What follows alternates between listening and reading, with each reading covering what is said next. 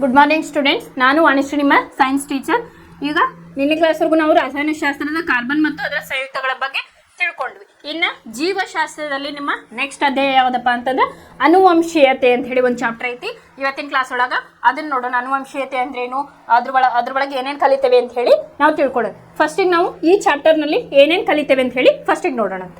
ಇಲ್ಲಿ ಅನುವಂಶೀಯತೆ ಒಳಗೆ ನಾವೇನೇನು ಕಲಿತೇವಪ್ಪ ಅಂತಂದ್ರೆ ಸಂತಾನೋತ್ಪತ್ತಿಯ ಸಂದರ್ಭದಲ್ಲಿ ಭಿನ್ನತೆಗಳ ಒಗ್ಗೂಡುವಿಕೆ ಅಂತ ಹೇಳಿ ನಾವು ಕರಿತೀವಿ. ಅದರ ಬಗ್ಗೆ ನಾವು ಸ್ಟಡಿ ಮಾಡ್ತೇವೆ. ನೆಕ್ಸ್ಟ್ ಅನುವಂಶೀಯತೆ ಮತ್ತು ಅನುವಂಶೀಯ ಗುಣಗಳ ಬಗ್ಗೆ ತಿಳ್ಕೊತೇವೆ. ಥರ್ಡ್ ಒನ್ ಅನುವಂಶೀಯ ನಿಯಮಗಳು ಅಂತ ಹೇಳೈತಿ. ಅಂದ್ರೆ ಮೆಂಡೆಲ್ನ ಒಂದಿಷ್ಟು ಎಕ್ಸಾಂಪಲ್ಸ್ಗಳನ್ನ, ಅಂದ್ರೆ ಒಬ್ಬ ವಿಜ್ಞಾನಿ ಮೆಂಡೆಲ್ ಅನ್ನೋರು ಏನ್ ಮಾಡಿದ್ರು, ಈ ಅನುವಂಶೀಯತೆಯ ಬಗ್ಗೆ ನಮಗೆ ಸಾಕಷ್ಟು ಕೊಡುಗೆಗಳನ್ನ ಕೊಟ್ರು. ಅದ್ರ ಬಗ್ಗೆ ನಾವು ಕಲಿತೀವಿ. ಆಮೇಲೆ ಗುಣಗಳು ಹೇಗೆ ವ್ಯಕ್ತವಾಗುತ್ತವೆ, ಅಂದ್ರೆ ಅನುವಂಶೀಯ ಗುಣಗಳು ಹೇಗೆ ವ್ಯಕ್ತವಾಗುತ್ತವೆ ಅಂತ ಹೇಳಿ ಕಲಿತೀವಿ. ಇನ್ನು ಲಾಸ್ಟ್ ಲಿಂಗ ನಿರ್ಧಾರಣೆ ಅಂತ ಹೇಳಿ ಕರಿತೇವೆ. ಅಂದ್ರೆ ಕ್ರೋಮೋಸೋಮ್ಸ್ ಬಗ್ಗೆ ನಾವಿಲ್ಲಿ ಸ್ಟಡಿ ಮಾಡ್ತೀವಿ.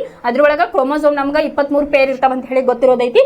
ಆ ಕ್ರೋಮೋಸೋಮ್ ಒಳಗೆ ಏನಾಗಿರ್ತದಪ್ಪ ಅಂತಂದ್ರೆ ಒಂದು ಪೇರ್ ಎದಕ್ಕೆ ಸಂಬಂಧ, ಈ 22 ಪೇರ್ ಏನಾಗಿರ್ತಾವ ಅಂತಂದ್ರೆ ನಮ್ಮ ದೇಹದ ಪ್ರತಿಯೊಂದು ಅಂಗಾಂಗಗಳ ಬಗ್ಗೆ ಅವು ತಿಳಿಸ್ಕೊಡ್ತಾವ. ಅದ್ರೊಳಗೆ ಒಂದು ಕ್ರೋಮೋಸೋಮಲ್ ಪೇರ್ ಏನಿರ್ತದಪ್ಪ ಅಂತಂದ್ರೆ ಅದು ಲಿಂಗ ನಿರ್ಧಾರಣೆಯನ್ನ ಮಾಡ್ತತಿ. ಒಂದು ಸಂತಾನೋತ್ಪತ್ತಿ ಆಗ್ತೈತಲ್ಲ, ಅಲ್ಲಿ ಒಂದು ಭ್ರೂಣದ ಲಿಂಗವನ್ನ ಅದು ಕ್ರೋಮೋಸೋಮ ನಿರ್ಧಾರವನ್ನ ಮಾಡ್ತೈತಿ. ಅದ್ರ ಬಗ್ಗೆ ನಾವು ಇವತ್ತಿನ ಕ್ಲಾಸ್ ಈ ಚಾಪ್ಟರ್ ಒಳಗೆ ಕಲಿತಾ ಹೋಗ್ತೇವೆ. ಮೊದಲ ಏನ್ ಮಾಡೋಣ, ಈ ಕಲಿಕಾಂಶಗಳ ಬಗ್ಗೆ ಹೇಳಿದ್ನಲ್ಲ, ಇದ್ರ ಜೊತೆಗೆ ಫಸ್ಟ್ ನಾವು ಬೇಸಿಕ್ ಪಾಯಿಂಟ್ ಅನ್ನ ತಿಳ್ಕೊಳ್ಳೋಣ. ಸಂತಾನೋತ್ಪತ್ತಿಯ ಬಗ್ಗೆ ಬೇಸಿಕ್ ಪಾಯಿಂಟ್ ಅನ್ನ ಇಲ್ಲೇ ತಿಳ್ಕೊಂಡು ಮುಂದುವರಿಯೋಣ. ನಾವು ಹಿಂದಿನ ಚಾಪ್ಟರ್ ಒಳಗೆ ನೋಡಿದ್ವಿ, ಜೀವಶಾಸ್ತ್ರದಲ್ಲಿ ಜೀವಿಗಳು ಹೇಗೆ ಸಂತಾನೋತ್ಪತ್ತಿಯನ್ನ ನಡೆಸುತ್ತವೆ ಅಂತ ಹೇಳಿ ನಾವು ಕಲ್ತಿದ್ವಿ. ಮತ್ತೆ ಸಂತಾನೋತ್ಪತ್ತಿ ಏಕೆ ಬೇಕು ಅಂತ ಹೇಳಿ ಕಲ್ತಿದ್ವಿ. ಸಂತಾನೋತ್ಪತ್ತಿ ಏಕೆ ಬೇಕಪ್ಪ ಅಂತಂದ್ರೆ ಒಂದು ಹೊಸ ಪ್ರಭೇದದ ಹುಟ್ಟಿಗಾಗಿ ಬೇಕು, ಮತ್ತು ಒಂದು ಪೀಳಿಗೆಯನ್ನ ಮುಂದುವರಿಸಲು ಏನ್ ಬೇಕು, ಸಂತಾನೋತ್ಪತ್ತಿ ಬೇಕು ಅಂತ ಹೇಳಿ ನಾವು ಕಲ್ತಿದ್ವಿ. ಅದ್ರೊಳಗೆ ಸಂತಾನೋತ್ಪತ್ತಿ ಒಳಗ ಲೈಂಗಿಕ ನೋಡಿದ್ವಿ, ಮತ್ತೆ ಅಲೈಂಗಿಕ ಸಂತಾನೋತ್ಪತ್ತಿಯನ್ನ ನೋಡಿದ್ವಿ. ಅಲೈಂಗಿಕ ಸಂತಾನೋತ್ಪತ್ತಿ ಎದ್ರೊಳಗ ಆಗ್ತದಪ್ಪ, ಅಮೀಬಾ ಒಳಗಾಗ್ತತಿ. ಮತ್ತೆ ಅದ್ರೊಳಗ ದ್ವಿವಿದಳನ, ಆಮೇಲೆ ವಿದಳನ ಕ್ರಿಯೆಗಳನ್ನ ನೋಡಿದ್ವಿ, ಪುನರುತ್ಪಾದನೆಯನ್ನ ನೋಡಿದ್ವಿ, ಆಮೇಲೆ ಬೀಜಕಗಳ ಉತ್ಪಾದನೆಯನ್ನ ನೋಡಿದ್ವಿ. ಈ ರೀತಿಯಾಗಿ ಹಲವಾರು ವಿಧಗಳನ್ನ ನಾವು ನೋಡಿದ್ವಿ. ಇಲ್ಲಿ ಏಕಕೋಶೀಯ ಜೀವಿಗಳಲ್ಲಿ ನಾನು ಹೇಳಿದ್ದೆ ಭಿನ್ನತೆ ಜಾಸ್ತಿ ಕಂಡು ಬರೋದಿಲ್ಲ ಅಂತ ಹೇಳಿ. ಅಂದ್ರ ಇಲ್ಲಿ ಲೈಂಗಿಕ ಮತ್ತು ಅಲೈಂಗಿಕ ಸಂತಾನೋತ್ಪತ್ತಿಯ ಡಿಫ್ರೆನ್ಸ್ ಏನಪ್ಪಾ ಅಂತಂದ್ರೆ ಭಿನ್ನತೆ ಬಗ್ಗೆ ನಾವು ಕಲ್ತಿದ್ವಿ. ಏನಾಗ್ತತಿ ಇಲ್ಲಿ ಭಿನ್ನತೆ ಅಂತಂದ್ರ, ಈಗ ಫಾರ್ ಎಕ್ಸಾಂಪಲ್ ಅಮೀಬಾ ಒಳಗೆ ಏನಾಗ್ತದಪ್ಪ ಅಂತಂದ್ರೆ ದ್ವಿವಿದಳನ ಕ್ರಿಯೆ ಆಗ್ತತಿ ಅಂತ ಹೇಳಿದೆ. ಅವಾಗ ಏನಾಗ್ತತಿ, ಇಲ್ಲಿ ಸೇಮ್ ಅಮೀಬಾನ ಬರ್ತೈತೆ, ಅದ್ರೊಳಗೆ ಏನು ಚೇಂಜಸ್ ಇರೋದಿಲ್ಲ. ಇಲ್ಲಿ ಟೂ ಡಾಟರ್ ಸೆಲ್ಸ್ ಏನ್ ಬರ್ತಾವಲ್ಲ, ಅಲ್ಲಿ ಏನು ಚೇಂಜಸ್ ಇರೋದಿಲ್ಲ. ಮ್ಯಾಕ್ಸಿಮಮ್ ಔಟ್ ಆಫ್ ಅಥವಾ 99% ಅಂತಾನೆ ಹಿಡ್ಕೊಳ್ರಿ. ಏನಾಗಿರ್ತತಿ, ಸೇಮ್ ಕ್ಯಾರೆಕ್ಟರ್ಸ್ ಬರ್ತೈತಿ. ಅದೇ ರೀತಿಯಾಗಿ ಪ್ಲನೇರಿಯಾವನ್ನ ನೋಡಿದ್ದೆ, ಪುನರುತ್ಪಾದನೆ ಅಂತ ಹೇಳಿ ನಾವು ನೋಡಿದ್ವಿ. ಪ್ಲನೇರಿಯಾನ್ನ ನೋಡಿದ್ವಲ್ಲ ನಾವು. ಈಗ ಒಂದು ಪ್ಲನೇರಿಯಾವನ್ನ ಫಾರ್ ಎಕ್ಸಾಂಪಲ್ ಈ ರೀತಿಯಾಗಿ ಐತೆ ಅಂತ ತಿಳ್ಕೊಳ್ರಿ. ಇದನ್ನ 3 ಭಾಗಗಳಾಗಿ ನಾವು ಕತ್ತರಿಸಿದಾಗ ಏನಾಯ್ತಿದ್ದು, 3 ಜೀವಿಯಾಗಿ ಕೂಡ ನಮಗಿಲ್ಲಿ ಹೊರ ಹೊಂತು ಅಂತ ಹೇಳಿ ನಾವು ನೋಡಿದ್ವಿ. ಇಲ್ಲಿ ಕೂಡ ಏನು ಡಿಫ್ರೆನ್ಸ್ ನಮಗ ಕಾಣಲಿಲ್ಲ, ಪ್ಲನೇರಿಯಾ ಒಳಗೂ ಕೂಡ ಕಾಣಲಿಲ್ಲ. ಅದೇ ರೀತಿಯಾಗಿ ಬೀಜಕಗಳ ಉತ್ಪಾದನೆಯನ್ನು ನೋಡಿದ್ವಿ. ಕಾಯಜ ಸಂತಾನೋತ್ಪತ್ತಿ ಬಗ್ಗೆನೂ ನಾವು ಕಲಿತ್ವಿ. ಇಲ್ಲಿ ಏನಪ್ಪಾ ಅಂತಂದ್ರೆ ಭಿನ್ನತೆ ಜಾಸ್ತಿ ಇಲ್ಲ. ಈಗ ಮೊದಲ ಮಂಗನಿಂದ ಮಾನವ ಅಂತ ಹೇಳಿ ನಾವು ಕರಿತೇವೆ. ಮೊದಲು ಏನ್ ಮಾಡ್ತಿದ್ರು ಕಾಡು ಜನಗಳು, ಮಂಗನಿಂದ ಮಾನವ ಅಂತಂದ್ರೆ ಎವಲ್ಯೂಷನ್ ಅಂತ ಹೇಳಿ ನಾವು ಕರಿತೇವೆ. ಮೊದಲು ಹಿಂದಿನ ಕಾಲದ ಅಂದ್ರೆ ಬಹಳ ನಮ್ಮ ಪೂರ್ವಜರು ಅಥವಾ ಮಂಗನಿಂದ ಮನುಷ್ಯ ಅಂತ ಏನ್ ಕರಿತೇವಲ್ಲ, ಆ ಮಿಲಿಯನ್ ವರ್ಷಗಳ ಹಿಂದೆ ಏನಾಗಿತ್ತಪ್ಪ ಅಂತಂದ್ರ ಮಂಗಗಳು ಏನಾದ್ವು ಮಾನವರಾಗಿ, ಅಂದ್ರೆ ಮನುಷ್ಯರು ಹೆಂಗ ಮಂಗನಿಂದ ಮಾನವ ಅಂತ ಹೇಳಿ ನಾವು ಕರಿತೀವಿ. ಈಗ ನೀವು ಅದನ್ನ ಅಬ್ಸರ್ವ್ ಮಾಡೋದಾದ್ರೆ ಮಂಗಗೆ ಏನಾಗಿತ್ತು, ಫಸ್ಟ್ ದೈತ್ಯವಾದ ಆಕಾರ, ಹಲ್ಲುಗಳಾಗಿರ್ಬೋದು.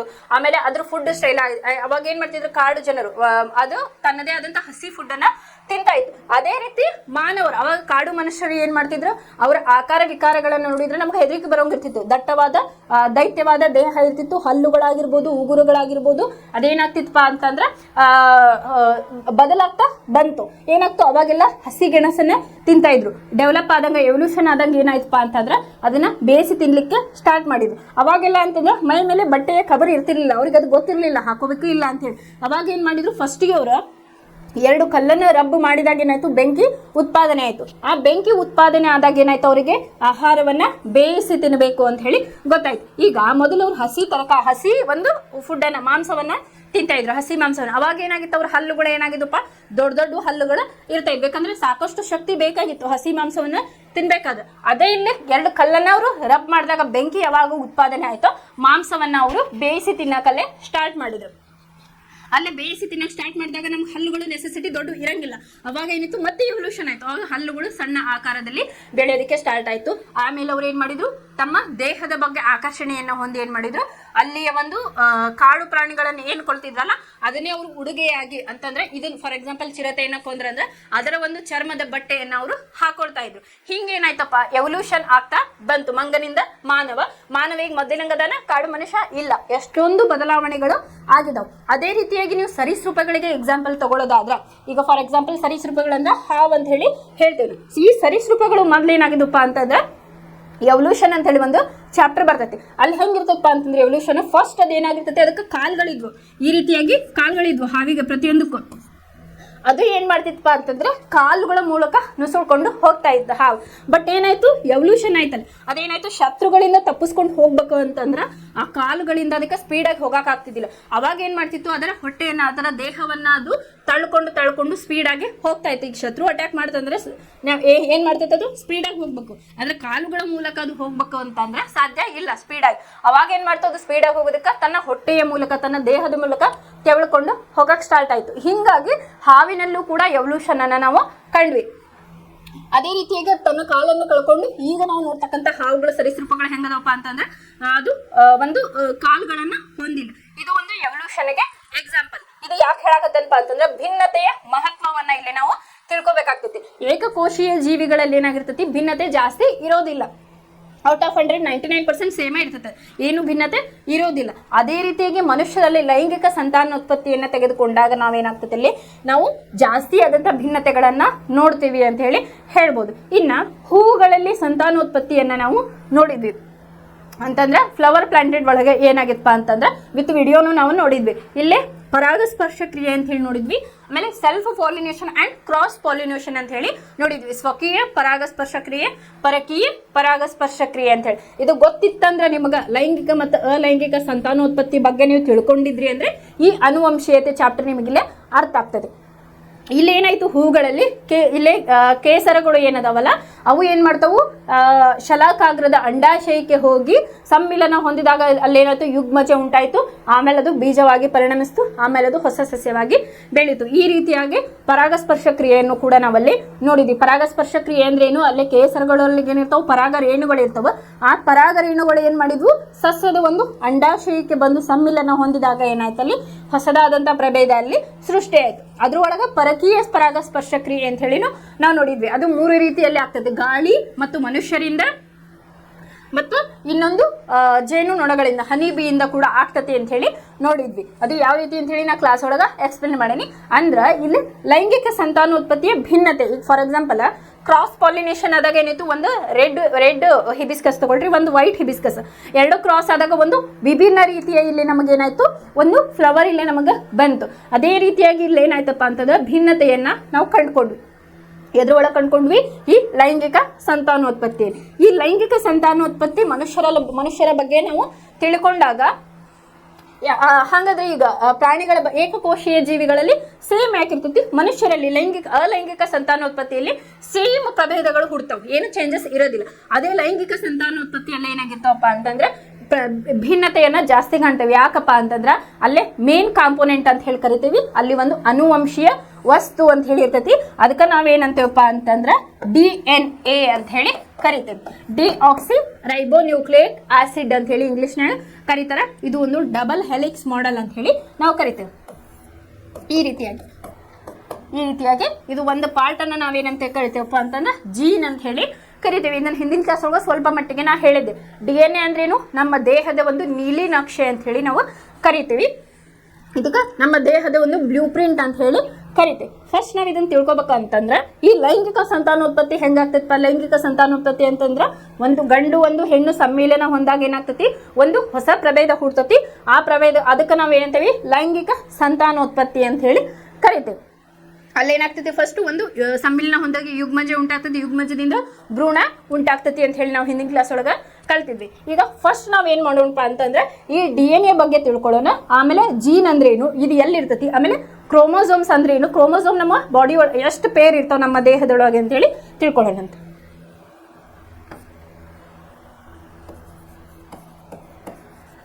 ಇಲ್ಲೇ ಅನುವಂಶೀಯತೆ ಅಂತ ಹೇಳಿದೆ.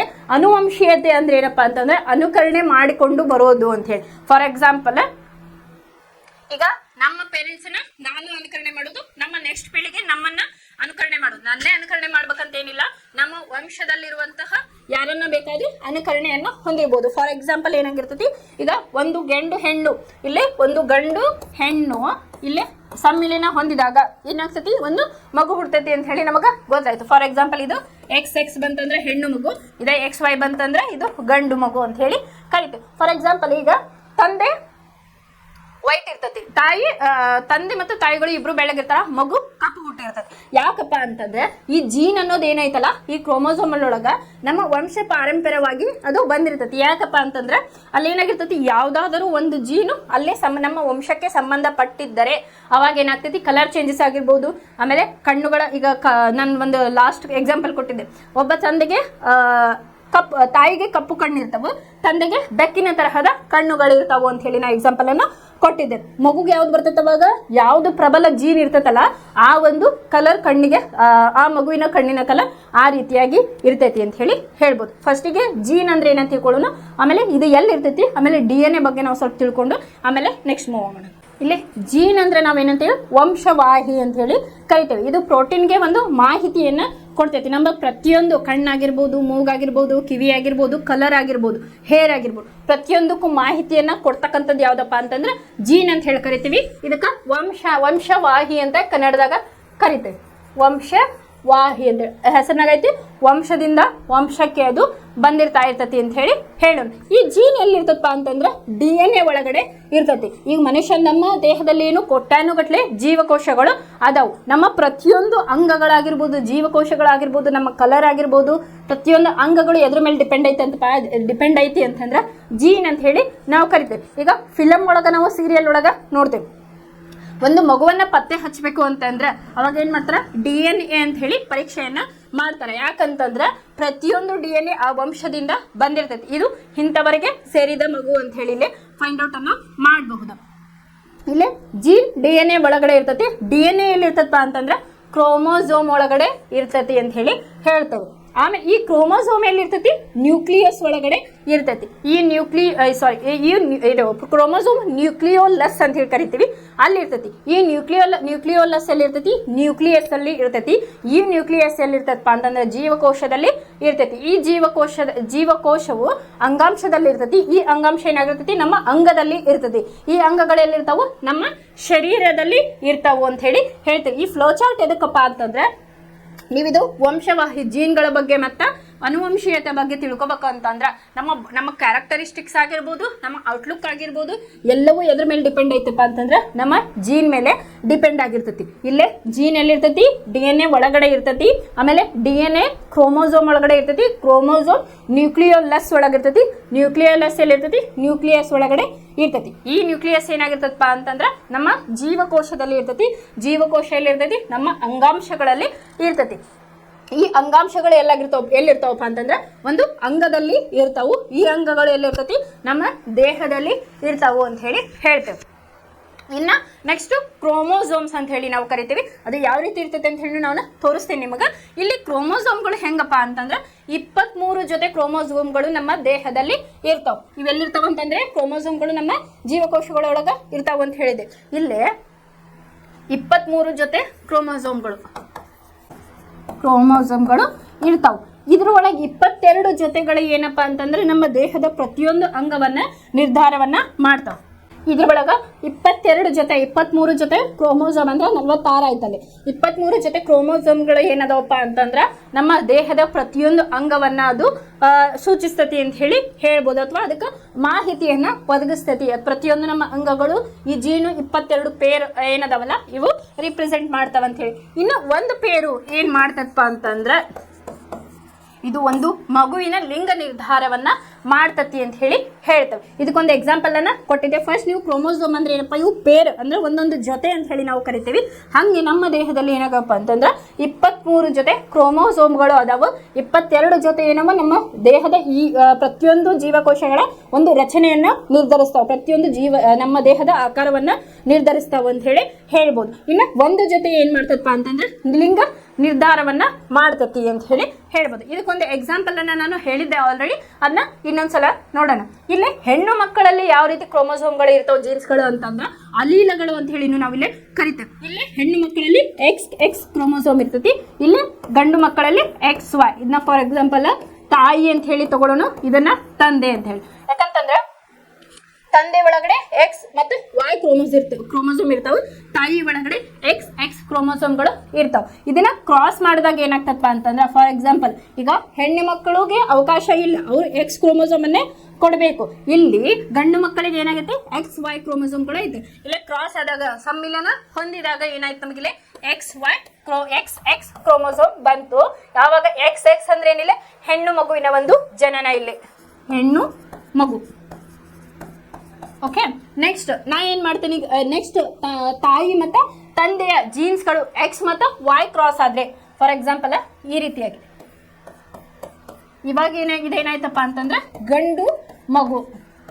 ಯಾಕಂತಂದ್ರೆ X ಕ್ರೋಮೋಸೋಮ್ ತಾಯಿಯಿಂದ ಬಂತು, Y ಕ್ರೋಮೋಸೋಮ್ ಗಂಡು ಮಕ್ಕಳಿಂದ ಬಂದಾಗ ಏನಾಗ್ತದಪ್ಪ ಅವಾಗ ಗಂಡು ಮಗುವಿನ ಜನನ ಆಯ್ತು. ಇಲ್ಲಿ ಒಂದು ಹೆಣ್ಣು ಮಗಳಿಗೆ ಮಗು ಹುಟ್ಟಬೇಕು ಅಂತಂದ್ರೆ ಅದರ ರೀಸನ್ ಯಾರಪ್ಪ ಅಂತಂದ್ರೆ ಮೇನ್ ತಂದೆ. ಅದು ಹೆಣ್ಣಾಗಿರ್ಬೋದು ಗಂಡಾಗಿರ್ಬೋದು, ಅದು ಡಿಪೆಂಡ್ ಇರೋದೇನಪ್ಪ ಅಂತಂದ್ರೆ ತಂದೆ ಮೇಲೆ. ತಂದೆಯಿಂದ ಯಾವ ಕ್ರೋಮೋಸೋಮ್ ಹೋಗ್ತತಲ್ಲ ಅದ್ರ ಮೇಲೆ ಅಲ್ಲೇ ಮಗುವಿನ ಲಿಂಗ ನಿರ್ಧಾರ ಆಗ್ತತಿ ಅಂತ ಹೇಳಿ ಹೇಳ್ಬೋದು. ಈ ಒಂದು ಜೊತೆ ಕ್ರೋಮೋಸೋಮ್ ನಾ ಏನ್ ಹೇಳಿದ್ನಲ್ಲ XX XY ಅಂತ ಹೇಳಿ ಏನ್ ಹೇಳಿದ್ನಲ್ಲ, ಈ ಕ್ರೋಮೋಸೋಮ್ ಎದಕ್ಕಪ್ಪ ಅಂತಂದ್ರೆ ಇದು ಒಂದು ಮಗುವಿನ ಲಿಂಗ ನಿರ್ಧಾರವನ್ನ ಮಾಡ್ತತಿ. ಇದು ಹೆಣ್ಣು ಅಥವಾ ಇದು ಗಂಡು, ಇದು ಎಲ್ಲ ಬರೋದು ಎದರಿಂದ ಗೊತ್ತಾಗ್ತದಪ್ಪ ಅಂತಂದ್ರೆ X ಕ್ರೋಮೋಸೋಮ್ ತಂದೆಯಿಂದ ಬಂದರೆ ಅದು ಹೆಣ್ಣು ಮಗು ಆಗ್ತತಿ, ತಂದೆಯಿಂದ Y ಕ್ರೋಮೋಸೋಮ್ ಬಂದ್ರೆ ಅದು ಗಂಡು ಮಗು ಆಗ್ತತಿ ಅಂತ ಹೇಳಿ ಇದರಿಂದ ಗೊತ್ತಾಗ್ತತಿ. ಇನ್ನ ಇನ್ಹೆರಿಟನ್ಸ್ ಅಂತ ಹೇಳಿ ನಾವು ಕರಿತೀವಿ. ಅಂತಂದ್ರೆ ಅನುವಂಶೀಯತೆಯಲ್ಲಿ ಒಂದು ಲೋಪ ಅಂತ ಹೇಳಿ ನಾವು ಕರಿತೇವೆ. ಹೆಂಗಪ್ಪ ಅಂತಂದ್ರೆ ಫಾರ್ ಎಕ್ಸಾಂಪಲ್ ಕಣ್ಣಿನ ಸಮಸ್ಯೆ ಆಗಿರ್ಬೋದು ಮಕ್ಕಳಿಗೆ,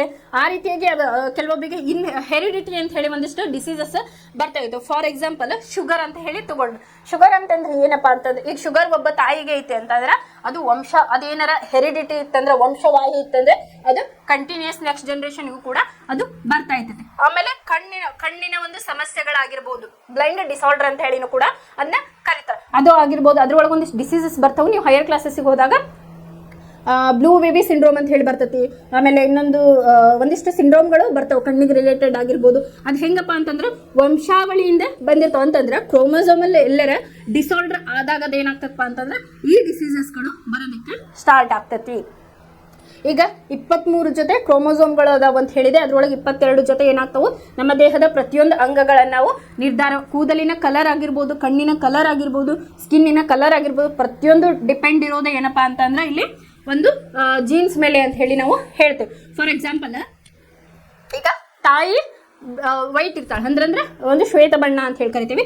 ತಂದೆ ಕಪ್ಪು ಇದ್ರ ಮಗುವಿಗೆ ಯಾವ ಬಣ್ಣ ಬರೋ ಚಾನ್ಸಸ್ ಇರ್ತೈತ ಅಂತಂದ್ರೆ ಬ್ರೌನ್ ಕಲರ್ ಬರ್ತೈತಿ. ಯಾಕಂತಂದ್ರೆ ಇಲ್ಲೇ DNA ಹೆಲಿಕ್ಸ್ ಮಾಡೆಲ್ ಅಂತ ಹೇಳಿ ನಾನು ಒಂದು ಸ್ಟ್ರಕ್ಚರನ್ನ ಹಾಕಿದ್ದೆ. ಇದು ತಂದೆಯಿಂದ, ಇದು ತಾಯಿಯಿಂದ ಅಂತ ಹೇಳಿ ನಾವು ಹೇಳೋಣ, ಹೌದಾ? ಈಗ ಏನಾಗ್ತಿರ್ತೈತಿ, ಇದು ಒಂದು ಪಾರ್ಟನ್ನು ನಾವು ಜೀನ್ ಅಂತ ಹೇಳಿ ಕರಿತೇವೆ. ಇಲ್ಲ ತಂದೆಯಿಂದ ಏನಾಗಿರ್ತೈತಿ ಅರ್ಧ ಗುಣಗಳು ಬರ್ತವೆ. ಇದು ಒಂದು ಫುಲ್ ಹೋಲ್ ಮಾಡಲ್ ಒಂದು ಮಗುವಿಂದ. ಇದಕ್ಕೆ ಏನಾಗಿರ್ತದಪ್ಪ ಅಂತಂದ್ರೆ ಒಂದು ಜೀನ್ಸ್ ಇದೇನಾಗಿರ್ತತಿ ತಾಯಿಯಿಂದ ಬಂದಿರ್ತತಿ, ಇನ್ನೊಂದು ತಂದೆಯಿಂದ ಬಂದಿರ್ತತಿ. ಇದ್ರೊಳಗೆ ಏನಾರ ಜಾಸ್ತಿ ಪ್ರಬಲ ಇತ್ತು ಅಂತಂದ್ರೆ, ತಾಯಿಯ ಜೀನ್ಸ್ ಪ್ರಬಲ ಇತ್ತಂದ್ರೆ ಅದು ಶ್ವೇತ ಬಣ್ಣ ಹೊಂದತಿ. ಒಂದ್ ವೇಳೆ ತಂದೆಯ ಜೀನ್ಸ್ ಪ್ರಬಲ ಇತ್ತಂದ್ರೆ ಅದು ಕಪ್ಪು ಬಣ್ಣ ಹೊಂದತಿ.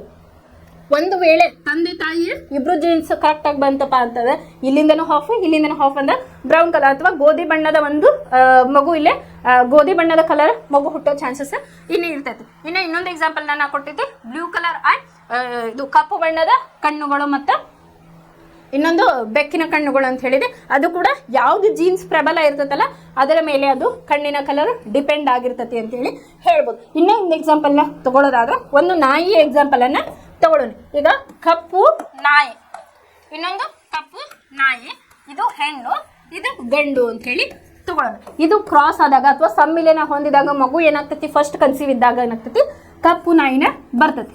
ಓಕೆ, ಇನ್ನ ಸೆಕೆಂಡ್ ಪ್ರೆಗ್ನೆನ್ಸಿ ಒಳಗೆ ಅದಕ್ಕೆ ಬೇರೆ ಕಲರ್ ಬರ್ತದೆ. ಅಂದ್ರೆ ವೈಟ್ ಆಗಿರ್ಬೋದು ಅಥವಾ ಕಂದು ಕಲರ್, ಬಿಳಿ ಕಲರ್ ಆಗಿರ್ಬೋದು, ಕಂದು ಕಲರಿನ ಒಂದು ನಾಯಿ ಹುಡ್ತೈತಿ. ಇದು ಯಾಕೆ ಹುಡ್ತಪ್ಪ ಅಂತಂದ್ರೆ ನಮ್ಮ ಕ್ರೋಮೋಸೋಮಲ್ಗಳು ಅಥವಾ ಒಂದು ನಾಯಿಯ ಕ್ರೋಮೋಸೋಮ್ಗಳಲ್ಲಿ ನಾವು type A, type B, type 3 ಅಂತ ಹೇಳಿ ಅಲ್ಲಿ ಓದ್ತೇವೆ. ಫಾರ್ ಎಕ್ಸಾಂಪಲ್ ಈಗ ಕ್ರೋಮೋಸೋಮ್ 1, ಕ್ರೋಮೋಸೋಮ್ 2, ಕ್ರೋಮೋಸೋಮ್ 3 ಈ ರೀತಿಯಾಗಿ ಹೇಳ್ತೇವೆ. 1ನೇ ಕ್ರೋಮೋಸೋಮ್ ಏನು ಸೂಚಿಸ್ಬೋದು? ಕಪ್ಪು ಕಲರಿನ ನಾಯಿ. 2ನೇದು ಏನು ಸೂಚಿಸ್ಬೋದಪ್ಪ ಅಂತಂದ್ರೆ ಕಂದು ಬಣ್ಣದ ನಾಯಿ. 3ನೇದು ಏನು ಸೂಚಿಸ್ಬೋದಪ್ಪ ಅಂತಂದ್ರೆ ಬಿಳಿ ಕಲರಿನ ನಾಯಿ ಅಂತ ಹೇಳಿ. ಇದು ಯಾಕೆ ಹೇಳಕತ್ತನಪ್ಪ ಅಂತಂದ್ರೆ ಈಗ ಹೇಳ್ತಿರ್ತಾರೆ ಮನೆಯೊಳಗೆ ತಂದೆ ತಾಯಿಯ ಗುಣಲಕ್ಷಣಗಳು ಇರಂಗಿಲ್ಲ.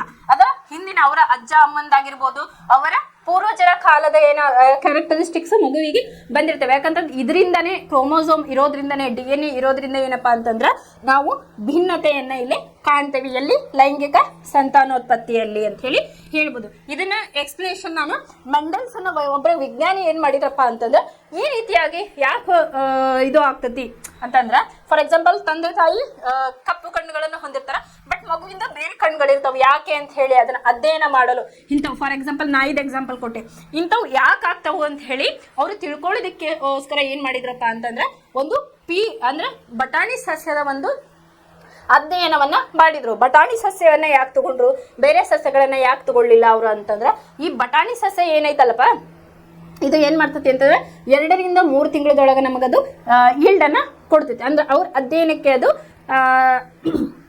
ಈಸಿಯಾಗಿ ನಮಗೆ ರೀಸನ್ಸ್ ಸಿಗ್ತಾವಂತ ಹೇಳಿ ಅದೇನ್ ಮಾಡಿದ್ರು, ಒಂದು ಬಟಾಣಿಯ ಸಸ್ಯದ ಮೇಲೆ ಅವ್ರು ಏನ್ ಮಾಡಿದ್ರು, ಅಧ್ಯಯನವನ್ನ ಮಾಡಿದ್ರು. ಅದನ್ನ ನಾಳೆ ಕ್ಲಾಸ್ ಒಳಗೆ ನೋಡೋಣ. ಯಾವ್ದಂದ್ರೆ ಅನುವಂಶೀಯ ನಿಯಮಗಳು, ಮೆಂಡಲರ ಕೊಡುಗೆಗಳು ಅಂತ ಹೇಳಿ ಮಾಡಿದ್ರು. ಇವ್ರು ಏನ್ ಮಾಡಿದ್ರಪ್ಪ ಅಂತಂದ್ರೆ ಒಂದು ಎತ್ತರವಾದ ಸಸ್ಯವನ್ನ ತಗೊಂಡ್ರು, ಒಂದು ಕಡಿಮೆ ಕುಬ್ಜ ಸಸ್ಯ, ಎತ್ತರ ಸಸ್ಯ ಮತ್ತು ಕುಬ್ಜ ಸಸ್ಯ ಅಂತ ಹೇಳಿ ಎರಡನ್ನ ತಗೊಂಡು ಏನ್ ಮಾಡಿದ್ರು, ಅದನ್ನ ಕ್ರಾಸ್ ಬ್ರೀಡ್ ಮಾಡಿದಾಗ, ಸಮ್ಮಿಲನವನ್ನು ಹೊಂದಿದಾಗ ಯಾವ ರೀತಿಯಾಗಿ ಬರ್ತಾವು, F1 generation and F2 generation ಒಳಗ ಯಾವ ರೀತಿಯಾಗಿ ನಮಗಲ್ಲೇ ಪ್ರಾಡಕ್ಟ್ಗಳು ಬರ್ತಾವ ಅಂತ ಹೇಳಿ ಇವರು ಅಧ್ಯಯನವನ್ನ ಮಾಡಿದ್ರು. ಅದನ್ನ ನಾವು ನಾಳೆ ಕ್ಲಾಸ್ ಒಳಗ ನೋಡೋಣ. ಇವತ್ತಿಗೆ ಇಷ್ಟು ಸಾಕು. ಇದು ಬೇಸಿಕ್ಸ್ ಗೊತ್ತಿರಲಿ. ಅನುವಂಶೀಯತೆ ಅಂದ್ರೆ ಏನಂತ ಗೊತ್ತಿರಬೇಕು, ಸಂತಾನೋತ್ಪತ್ತಿಯ ಬಗ್ಗೆ ನೀವು ತಿಳ್ಕೊಂಡಿದ್ರಿ ಅಂತಂದ್ರೆ ಈ ಒಂದು ಮೆಂಡಲರ ನಿಯಮಗಳು ಈಸಿಯಾಗಿ ನಿಮಗೆ ಅರ್ಥ ಆಗ್ತೈತಿ. One of the most important chapter and curious chapter ಅಂತ ನಾವಿಲ್ಲೇ ಹೇಳ್ಬೋದು. ಇನ್ನು ಉಳಿದಿದ್ದನ್ನ ನೆಕ್ಸ್ಟ್ ಕ್ಲಾಸ್ ಒಳಗೆ ನಾವು ತಿಳ್ಕೊಳ್ಳೋಣ. ಧನ್ಯವಾದಗಳು.